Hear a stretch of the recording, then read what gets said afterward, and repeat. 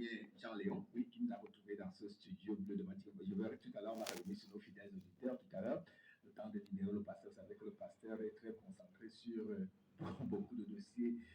Aujourd'hui, il a décidé de nous parler de la Coupe du Monde des supporters. Alors, il est dans ce studio bleu de Mathieu FM.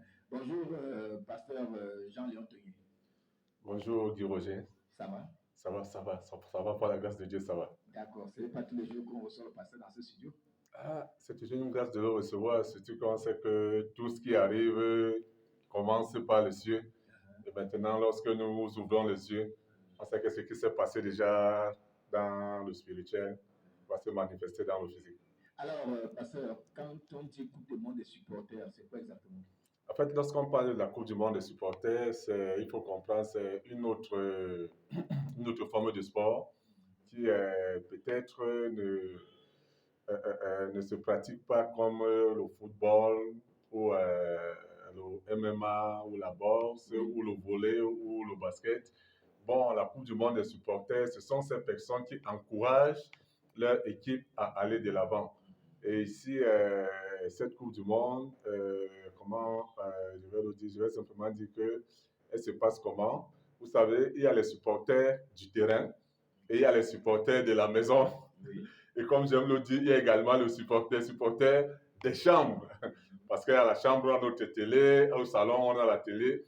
Bon, maintenant, la Coupe du Monde des supporters, c'est une compétition qui réunit tous les supporters du monde entier. Vous vous souvenez lorsque nous faisons... Il n'y a pas de choix sur un sport précis? Non, il n'y a pas de choix sur un sport précis. Puisque vous allez voir, il y a des supporters de la pétanque, il y a des supporters du tir. Quelqu'un dit non, j'aime ma personne qui fait le sport spécifiquement sur le tir. La personne supporte son tireur parce qu'il veut qu'il aille de l'avant. Et maintenant, nous organisons cette Coupe du Monde pour lutter contre toutes sortes de violences et d'incivilités dans le milieu du sport. Et vous vous souvenez dernièrement, on a appris qu'en Guinée, il y a eu des bagarres, il y a eu vraiment de violences là-bas au cours d'un match. Et vous vous rendez carrément compte que vraiment, c'est des choses qui ne doivent plus exister dans le sport. Et il y a également certaines violences ou incivilités qui ne se passent pas dans les stades, mais même dans les bureaux de tous ceux-là qui travaillent pour que le sport avance. Alors, parce qu'on est parfois un peu dérangé. On se dit qui est même supporter? Parce qu'on s'embrouille, ce sont les sympathisants, ce sont les fans des clubs des joueurs. Pour vous, quand vous dites Coupe du Monde des clubs, les supporters. Quelle est l'image, Coupe du Monde des supporters, quelle est l'image qu'on recherche derrière ce supporter? En fait, comment faire la différence avec peut-être un fan, un sympathisant?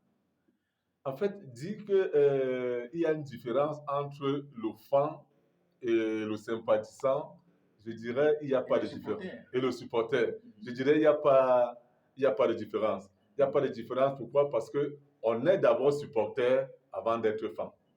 Vous comprenez? On ne peut pas être fan avant d'être supporter. On est d'abord supporter avant d'être fan. C'est parce que je vous apprécie que je fais de vous, comment dire, ma star. Et voilà. Et si vous êtes déjà mon idole, ça veut dire que je deviens votre fan. Voilà. Et avant d'être votre fan, c'est que je vous supportais d'abord. Donc, c'est le supporter qui accouche maintenant le fan. Alors, comment ça va s'organiser? Comment reconnaître les supporters? Il y a des licences comme en football, en sport, ou bien comment ça se passe pour prendre part à cette compétition? En fait, c'est ce que nous voudrons légaliser. C'est-à-dire amener que ce soit la FIFA, que ce soit la CAF, que ce soit les fédérations locales, à déjà avoir une liste de supporters. Parce que ça ne doit plus se faire en désordre. Et vous voyez, lorsqu'on parle même, je vous ai dit tout à l'heure que pour nous, c'était une lutte contre toutes sortes de violences et toutes sortes d'incivilités dans le milieu du sport. Oui. Et ici, il est question d'amener le supporter à comprendre que le sport, c'est juste un jeu, c'est juste un plaisir. Donc, on doit rester supporter et avant, pendant et après après les matchs. Alors, ça se passe comment? Ça se passe comme dans les sports, dans le sport. Quand il y a Coupe du Monde, il y a la phase de qualification, il y a la phase finale. Ça va se passer comment exactement? Bien sûr, il y a la phase de qualification et il y a la phase de finale. Ça va se passer comme toutes sortes de compétitions, avec des poules. Et dans ces poules, il peut avoir, je vais prendre un exemple. Dans une poule, prenons le Gabon, prenons la Côte d'Ivoire, prenons le Brésil, prenons l'Uruguay. Bon, il y a un match qui se joue, disons, la pétanque. Parce que généralement, les supporters, quand nous on supporte là, on croit que sur le terrain là, c'est vraiment facile. Parce que quand un jeu arrive à mal amortir un ballon,